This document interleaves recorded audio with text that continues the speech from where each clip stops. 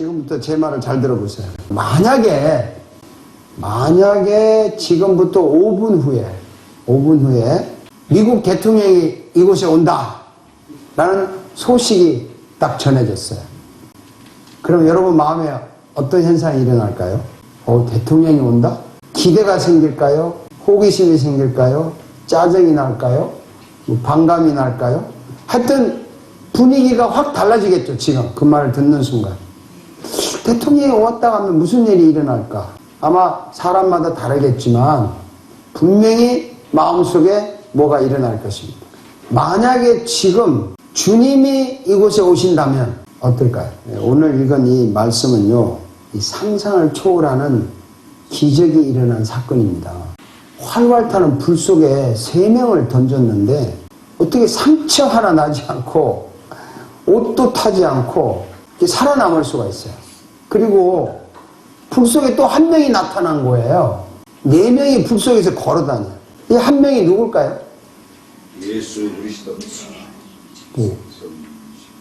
여러분 답이 많을 거예요. 예수다, 하나님이다, 성령이다. 이분이 신일까요? 인간일까요? 아마 인간은 아닌 것 같아요. 왜냐하면 인간이 갑자기 불 속에 뛰어들어갈 사람이 누가 있겠어요?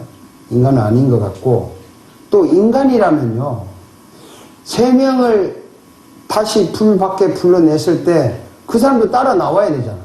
근데 안 보여. 그러니까 인간은 아닌 것 같아. 그럼 누구예요? 신이겠죠. 이 세상에 인간 아니면 신밖에 없어요. 참신도 있고 거짓신도 있겠지만. 근데 오늘 이 말씀에 보면 이렇게 표현해요. 읽어봅시다. 보아라, 내가 보기에는 4사람이다.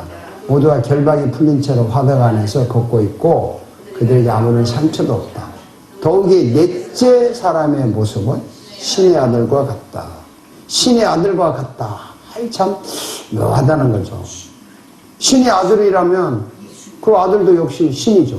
그렇죠? 그런데 이 신의 아들이 불 속에서는 보였는데 불 밖에서는 안 보였다는 거예요. 이게 중요한 거예요. 제가 여러분 잠깐 다른 이야기를 말씀을 드리겠습니다. 예수님은 지금 어디 계시냐면 부활하신 몸을 가지고 천국에 있어요. 육체를 가지고 있다니까 천국에. 이거 정말 여러분 아시죠? 천국에 영혼만 가는 곳이 아니에요. 이 부활한 육체가 가는 곳이라는 거죠. 천국에. 그걸 예수님의 실제라는 거예요. 리얼리티. 그런데 우리 예수님은 지금 어디 계시죠? 편재, 우주 어디든지 다 계세요. 오직 그분만이 땅끝까지 살필 수 있으며 하늘 아래 모든 것을 보실 수 있다. 이게 편재라고. 그런데 지금 예수님이 또 어디 계시냐면 한나 마음속에 있어. 그런 거예요? 아멘. 네. 그거를 내재라고 그래요. indwell. 내 안에 계신다는 거죠. 예수님은 천국에 계시고 우주만 어딘지 다 계시면서 내 속에 계시면서 가끔 어떤 장소에 눈에 확 띄게 어떤 현상으로 나타날 때가 있어요. 그것을 임재라고 해요. presence. 자, 성경을 하나 소개하겠습니다. 이거 봅시다. 사울이 길을 가다가 다마스쿠스 가까이 이르렀을 때 갑자기 하늘에서 환한 빛이 그를 둘러비추었다.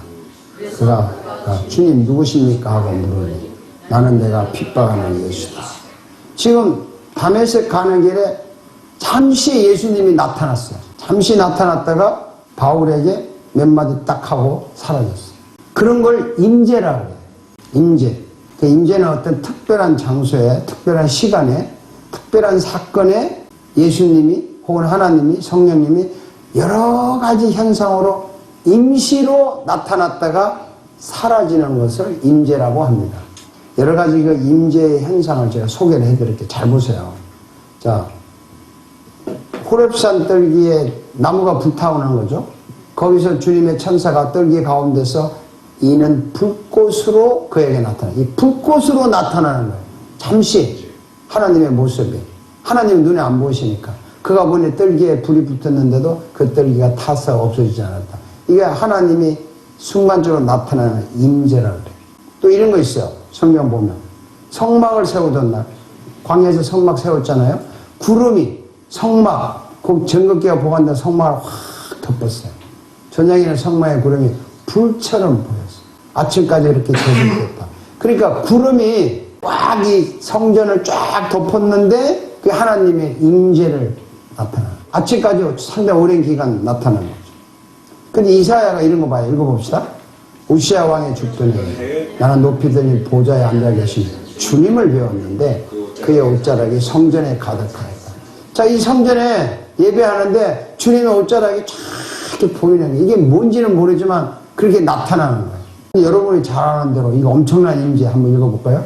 그때 갑자기 하늘에서 세찬 바람이 부는 듯한 소리가 나요. 그들이 앉아있는 온 집안을 가득 채웠다. 그리고 불길이 솟아오를 때 혓바닥처럼 갈라지는 것 같은 혀들이 그들에게 나타났더니 각 사람 위에 내려앉았다. 갑자기 그냥 바람이 부는 것 같고 불꽃이 보이는 것 같고 이런 현상이 나타나면서 어떤 일이 일어나느냐. 그들은 모두 성령으로 충만하게 되어 성령이 시키는 대로 각각 방 안으로 말하기 시작했다. 이게 오순절 다락방에서 성령님이 임재하신 거예요. 그리고 각 사람 마음속에 들어와서 내재하신 거예요. 이런 현상도 있어요. 요한복음 20편 19절 예수님 부활하셨잖아요. 한번 읽어봅시다. 그날 그 첫 주간의 첫날에 제자들은 유대 사람들이 무서워서 문을 모두 닫아 걸고 있었어요. 그때 예수께서 와서 그들 가운데로 들어오셔서 너희에게 평화가 있기를 하고 있습니다. 아니 문을 잠궜는데 부활하신 몸이 연기도 아니고 그냥 쓱 들어온 거예요. 그러다가 인사를 하고 사라지신 거예요. 이게 순간적인 임재라고. 베드로가 감옥에 갔잖아요. 한번 보세요. 그런데 갑자기 주님의 천사가 나타나고 깜빵에 빛이 환하게 비쳐. 천사가 베드로 옆구리를 쳐서 깨우고 말하기를 빨리 일어서라. 그랬자 쇠사슬이 그의 두 손목에서 풀렸어. 그러더니 그래서 베드로는 바깥으로 나와서 거리를 하나 지났다. 그때 갑자기 천사가 잠시 나타났다가 이렇게 사라지는 거예요. 임재라는. 자, 이제 임재라는 말의 의미 다 아셨죠? 하나님은 하늘에 계시고 실제 우주 어디든지 다 보고 계시고 편재, 그리고 내 속에 계시고 내재고 잠시 어떤 특별한 장소에 나타나시는 것을 임재라 그래요. 자, 다시 오늘 읽은 말씀으로 돌아갑니다. 이 신의 아들이 불 속에서는 보였는데 불 밖에 나오니까 안 보였어. 그러면 불 속에 임재했다는 거예요. 임재했다는 거죠. 불 가운데 임재하셨다는 거죠. 거기서 3명의 친구들을 구원하였죠. 그곳에 있는 모든 사람들이 그걸 봤어요. 그걸 보고 나니까 그 하나님의 임재, 그 임재를 봄으로 사람들이 기적을 본 거죠. 불 가운데서 살아났구나. 그때 그 결과 무슨 일이 일어났겠어요? 이렇게 일어났잖아요. 한번 읽어봅시다.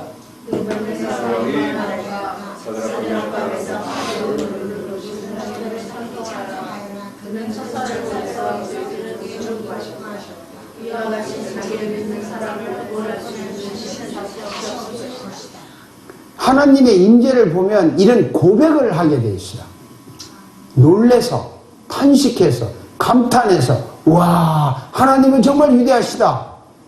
그 하나님은 정말 위대하시고 높임을 받으셔야 되고 인간을 구원할 수 있는 신은 하나님밖에 없다. 이런 고백이 나오는 거죠. 자, 여러분, 하나님 지금도 임재하십니까? 네. 그래요? 언제? 근데 임재하는 거 봤어요? 아니, 우리 솔직하게 얘기하자고. 임재하신다고 여러분 네 했어요. 그러면 진짜 언제 하나님 임재가 나타나는 줄 아세요? 예. 예배할 때 나타나요. 예배할 때 하나님의 임재가 있습니다. 읽어봅시다.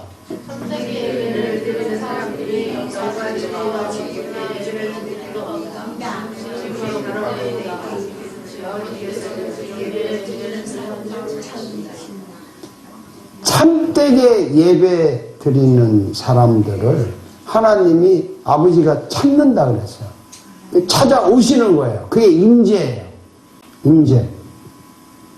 자, 제가 이 심각한 얘기를 하려고 이 서론이 길었어요. 예배하는 곳에 하나님이 임재하십니다. 찾아오신다고요. 찾는다고요. 근데 참되게 예배를 해야 돼요. 그냥 한 가지 간단히 묻고 넘어갈게요. 지금까지 여러분 예수를 10년 믿은 사람, 20년 믿은 사람, 100년은 아직 안 믿었겠지만 오래 믿은 사람들은 예배, 주일날 예배 때마다 하나님의 임재를 경험을 정말 하셨어요? 아니 제가 너무 심각하게 물으니까 여러분 상당히 기분이 안 좋겠지만 이렇게 심각하게 물어야 된다고요. 예배하는 것이 장난이 아니고 인간이 집단이 모여서 떠들다 가는 데가 아니고 예배라는 것은 여기 목사님 그냥 설교 잘하는 거 듣고 이렇게 아멘 감동받아서 가는 게 아니고 예배는 하나님의 임재를 경험하는 거예요. 아멘. 그래서 예배할 때요 하나님 임재하기 때문에 우리가 말씀하실 때 찬양할 때 기도할 때 헌금할 때 여러분 또 회개할 때 하나님의 여러 가지 현상으로 여러분을 만난다고요.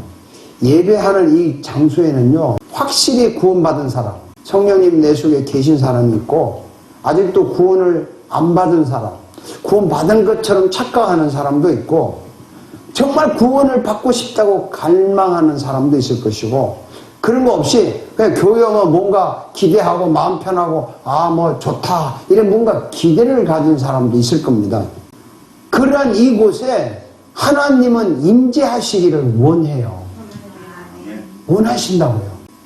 그래서 임재하셔서 예배하는 자를 새롭게 구원하시고 구원을 모르는 자는 구원을 알게 해주시고 고통스러운 자는 고통을 해결해 주시고 아픈 자는 고쳐주시고 문제가 있는 자는 응답을 해주시고 이 임재하셔서 우리를 새롭게 하고 복을 주시기를 원하신다고요. 그래서 이 하나님의 임재를 만나고 나면요 용서의 기쁨이 넘치고 평안이 넘쳐요. 새로운 용기가 생기고 각오가 생깁니다. 마음의 상처가 회복이 되고 육체의 병도 고침을 받을 수 있고 기도가 응답이 되고 문제가 해결이 되고 여러 가지 이 하나님의 임재를 체험하고 나면 여러 가지 현상들이 새롭게 또 새롭게 또 새롭게 또 새롭게 또 가고 굉장히 아름답게 이렇게 변화되는 것을 체험할 수 있어요. 그래서 이 예배를 하는 사람들은 임재를 체험하기 때문에 더 찬양하고 싶고 더 기도하고 싶고 더 예배하고 싶고 더 하나님을 높이고 싶고 실제로 이런 일이 일어나는 거예요. 그래서 정말 하나님을 임재를 경험하면 이런 고백을 합니다. 성경을 한번 읽어볼까요? 그러나 모두가 예언을 말하고 있으며 안 믿기 시작하는 사람들이나 믿지 않는 사람들이 들어와서 듣고 그 모두에게 질책을 받고 심판을 받았어요. 이게 고린도 교회 방언 문제로 하는 구절 중에 하나인데요. 예언이라는 것은 요즘 말로 하면 설교예요. 설교를 할 때 간 믿기 시작한 사람 아직 믿지 않는 사람들이 말씀을 듣고 이게 내가 뭔가 잘못 살았구나 내 인생 이게 아니었구나 하고 그 말씀에 감동을 받는다는 말이에요. 모두에게 질책을 받고 심판을 받는다는 말이에요. 여러분 제 설교를 들으면 뜨끔뜨끔 할 때가 있죠. 있습니다. 그래서 아마 힘들 것 같아요. 제 설교 듣는 게. 왜냐하면 그렇게 안 하고 그냥 여러분 할렐루야 하면 그냥 오늘도 누가 이렇게 성공했습니다. 기도하면 응답받습니다. 뭐 이렇게 쫙 해주고 그냥 복 많이 받으십시오. 가라 그러면 참 좋을 텐데 조 목사 이렇게 까칠하게 설교를 한단 말이에요. 그래서 여러분 조금 찔리죠. 그런데 보세요. 그렇게 된 결과가 뭔지 아세요? 그 마음속에 숨은 일이 드러나게 됩니다. 그래서 그는 엎드려서 하나님께 경배하면서 참으로 하나님께서 우리 가운데 계십니다 라고 환히 말합니다. 하나님이 이곳에 정말 오셨다 고백을 하는 거예요. 임재를 얘기합니다. 여기 마음속에 숨은 일이 드러난다는 거 있잖아요. 이게 하나님을 임재하게 하는 임재를 경험하는 가장 강력한 방법이에요. 여러분 음식을 먹을 때 그릇을 깨끗이 씻어서 음식을 담습니까? 더러운 데다 음식을 담습니까? 네?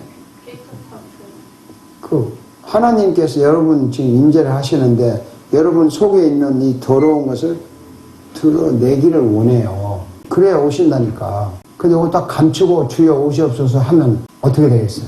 그릇 새카맣게 들고 음식 주세요.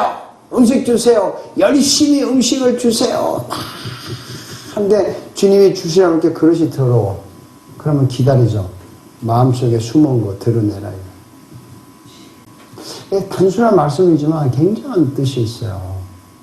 제가 우리 헌금 시간에 헌금하기 전에 여러분 오늘 예배를 위해서 또 우리 헌금을 위해서 하는 성령님의 임재를 위해서 기도를 합시다 이렇게 하잖아요.